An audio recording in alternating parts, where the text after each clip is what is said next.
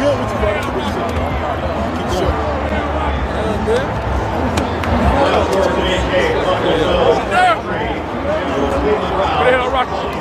What's going on, friends? Pat McAfee turned heads about Shedeur Sanders. Pat McAfee come on ESPN along with his crew was talking about the Shedeur Sanders situation, the quarterback for the Cleveland Browns. We getting ready to talk about it right here on Sports Talk with B.Y.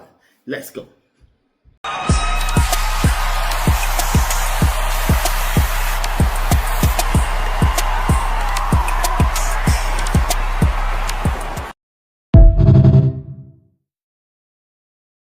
Pat McAfee of ESPN talks about Shedeur Sanders, turns heads of what they had to say when it comes to Shedeur Sanders, and they was talking about majority of the Cleveland media. You don't know what to believe.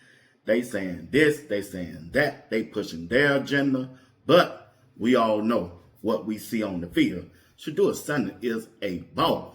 You hear me?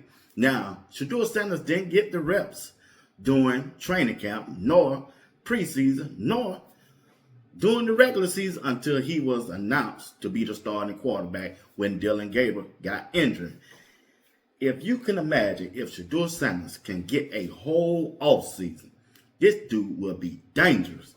Even the Buffalo Bills head coach said, this boy dangerous. He dangerous. He can beat you with that long ball. We can beat you with that long ball, and he can. But I tell you what, let's listen to Pat McAfee and his crew, and we're going to come back and talk about Shedeur going forward for the Cleveland Browns. Pat McAfee. The Shedeur conversation in Cleveland's fascinating right now. Okay. Because I think the local media is something to watch as far as like the talk radio guys. They could say whatever. You've got local beat reporters in there, and the fan base all seemingly wants Shedeur. And then it's, are you reporting? Are you giving your opinion? Because the truth of the matter is, I talk to people in Cleveland. I don't have any assurance that Shedeur's the guy moving forward, yet he is playing very well. And now the next few weeks are going to play out. And as a local media member, it's, okay, am I giving the information, or am I giving my thoughts, my opinion, or am I giving something where it's, this is what the fans want to hear? It's a delicate dance every single day with a quarterback like that. Journalistic, what's it called? What do they say? Standards. Journalistic standards. I was asked about, what about it? You know, tell me about this content-driven world where we all hear everything everybody says.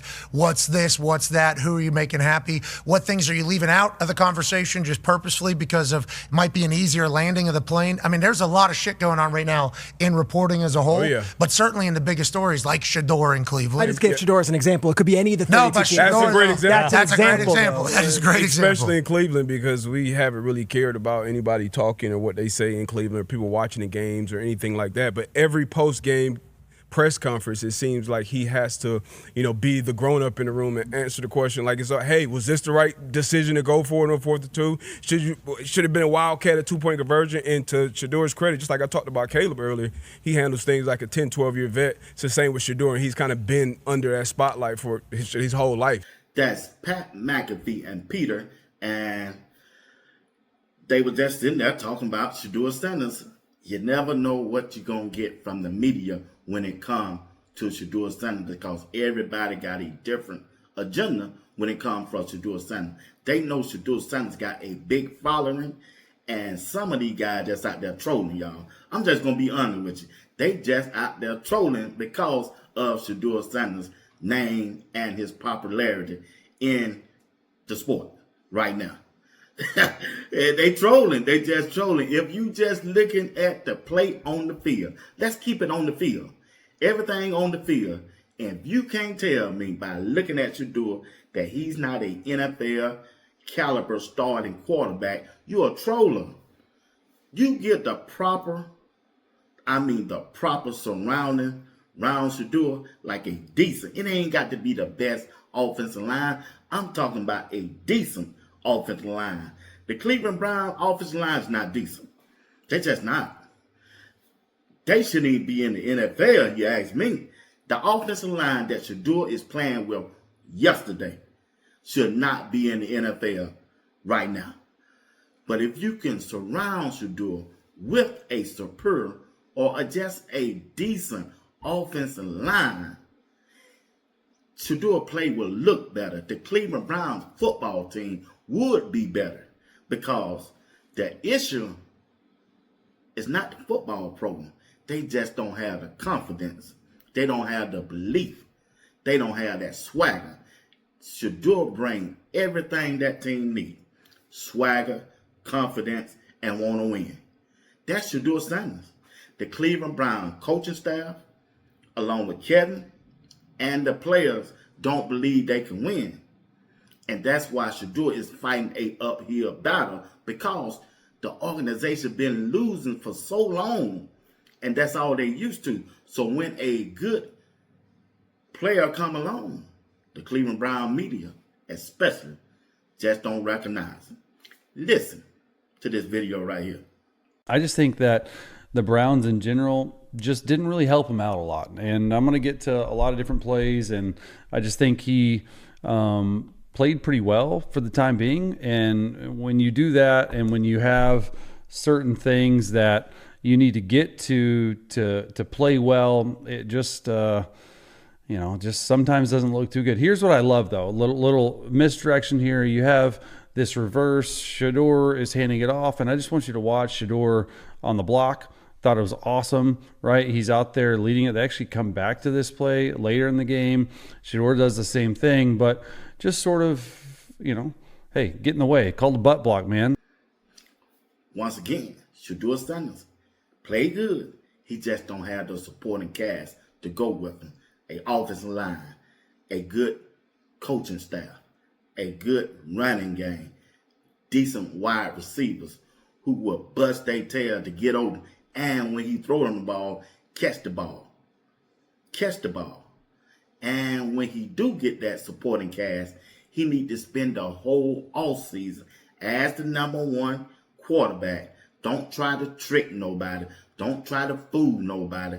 Don't try to keep nobody guessing, putting out false information that Shedeur is not doing what he's supposed to do.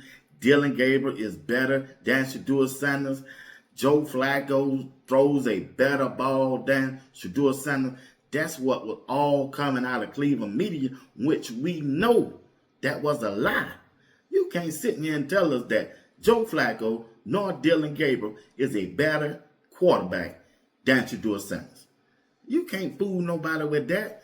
So that's what was going on, and that's why the team in the situation they in. They wasted time with a 40-year-old quarterback and Joe Flacco the first 4 games, and then they traded him off. Then they came back with Dylan Gabriel for 6 games. Knew darn well what they had saw through OTA, training camp, preseason, that Dylan Gabriel wasn't going to be able to sustain and give them team a chance of winning during the regular season after what they done saw during the preseason, after what they done saw during training camp. We seen them balls batted down at the line of scrimmage. We saw Dylan Gabriel throwing to an error when no wide receiver was at.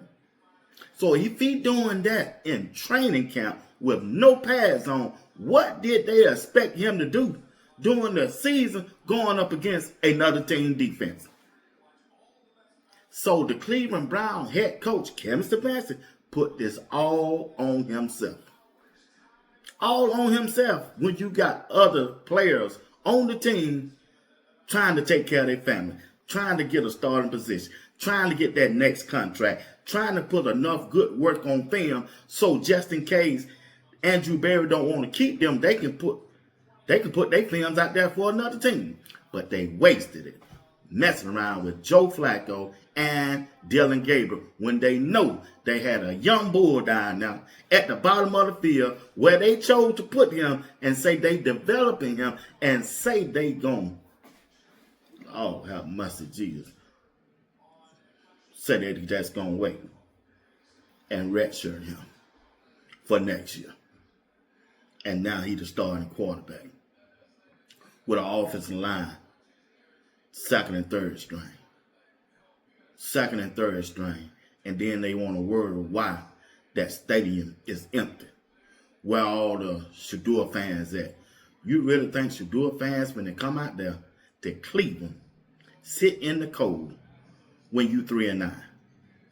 You waited so long to put him in there, and you want the Cleveland Shedeur fans to come to Cleveland and support the organization, who the organization told us he the fourth on the depth chart. Really? You want us to come out there and support that? You want us to buy a ticket to come out there and support that when you played games all through the season and wait to put Shedeur in at the end when you was out of the playoff and you knew the weather was finna change, and you want us to come and sit in the cold and watch that? Oh, no, man. Ain't nobody doing that down here, especially in Georgia. We're not coming to Cleveland for that. That's y'all fault. The owner fault. The GM fault. The head coach fault. Because you didn't have to choose this route when you knew all along that you had the franchise quarterback in the building, and that was Shedeur Sanders. Because if you didn't think Shedeur was that guy, there's no way you would have traded 2 picks to move up in the draft just to get Shedeur Sanders after you drafted Dylan Gabriel in the 3rd round. Man, miss us with that. Miss me with that. Miss me with that. Once again, Shedeur Sanders is the Cleveland Browns franchise quarterback. They must build around him right now. Right now.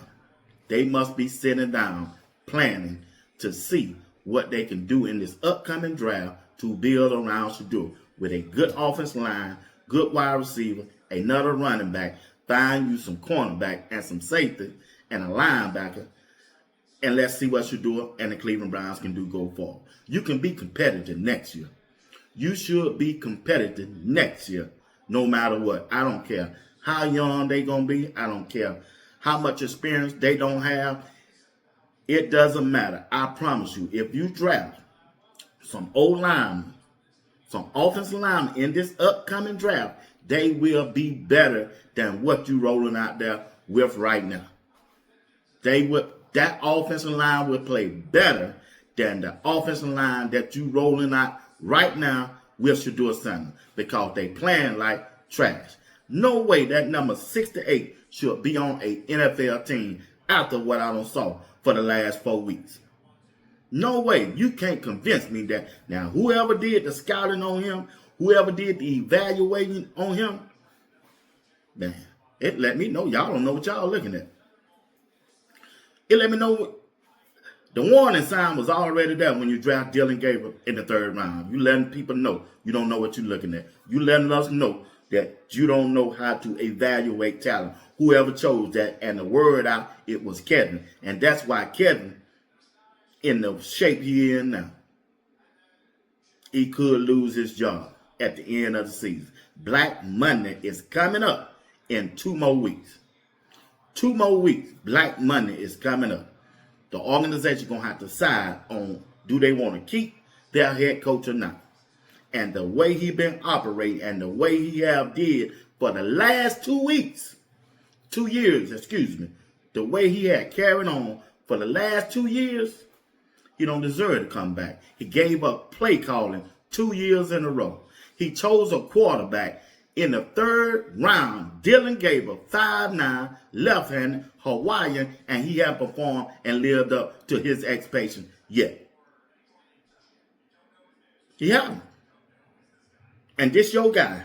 You went all season giving him number 1 reps. You called the plays. We saw him in his 6th game, and he don't look like an NFL quarterback. They put him in, and everybody in the stadium booed him.